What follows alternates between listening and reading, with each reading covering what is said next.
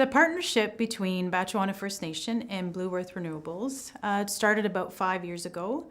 Blue Earth Renewables is a company based out of Calgary, and they purchased the FIT contracts for our wind turbine project about 5 years ago. And they decided that they would uphold agreements that the previous company had with Batchewana First Nation in terms of engaging Batchewana, and from there our relationship built. So as we started to negotiate the partnership with each other, it was decided that we would have a 50-50 partnership relationship, which is unheard of in the renewable industry. Most First Nations are given a royalty or a payment over time, and we're actually in dollar for dollar with our partner in the project, which is a big win for First Nations. It demonstrates both sides' commitment to having a sustainable relationship, a long-term relationship in the area and in the community, and it says a lot for First Nation people participating in the industry itself. And what assisted in the creation of this partnership? So there were several different areas that contributed to the creation of the partnership. First of all, it was open lines of communication between the two groups, between Batchewana First Nation and Blue Earth Renewables. There were also some government programs that we were able to tap into. So there's the Aboriginal Adder program through the Ontario Power Authority.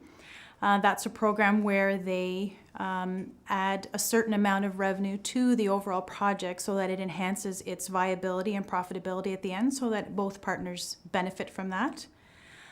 We also are using the Government Loan Guarantee Program from the Ontario Finance Authority, and that's a program that guarantees the first part of the First Nations investment into the project. They provide a guarantee so that we have access to capital, which is a big challenge in First Nation countries, to be able to access capital to get into this size of a project.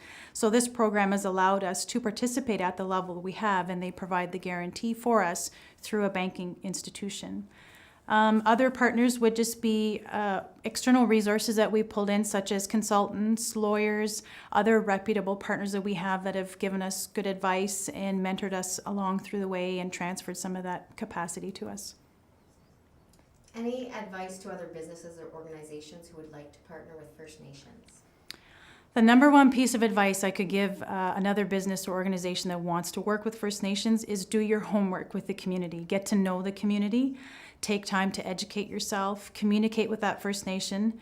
There's a misconception that all First Nations are the same across Canada. And while there is an underlying similarity as First Nation people for our responsibility to Mother Earth and to take care of her, we also are very different communities with very different needs. So when you're dealing with a First Nation community, you have to take the time to learn what their needs are, what their long-term goals are, their population, what they enjoy as a community in terms of out on the land and in the community. And most times you would be surprised how similar the long-term goals are between that First Nation and the surrounding other communities.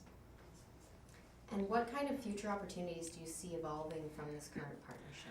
The most obvious opportunity that we see, obviously, is the revenue sharing and the profit sharing, and the economic benefits that it has for our community, how we can reinvest into our youth, reinvest into our community itself, and use those revenues as seed money or other investments to other projects that we're doing.